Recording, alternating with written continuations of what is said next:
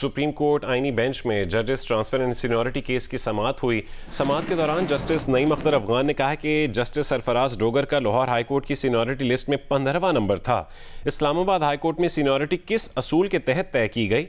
Attorney general Mansoor Usman Awan ने जवाब दिया कि इस्लामाबाद हाई कोर्ट में ट्रांसफ़र होकर आने वाले जजेस की सीनियरिटी का तयन उस वक्त के चीफ जस्टिस आमिर फारूक ने किया।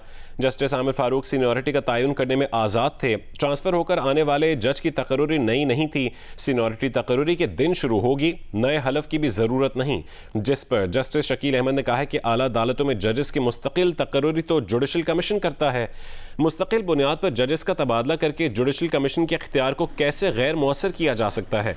अटॉर्नी जनरल मंसूर उस्मान अवान ने जवाब दिया कि तबादला शुदा जजेस की मुद्दत का वक्त मुकर्रर करना आइन में नए अल्फाज इस्तेमाल करने जैसा है। अटॉर्नी जनरल के दलाइल मुकम्मल होने के बाद केस की मजीद समाअत 29 मई तक मुलतवी कर दी गई।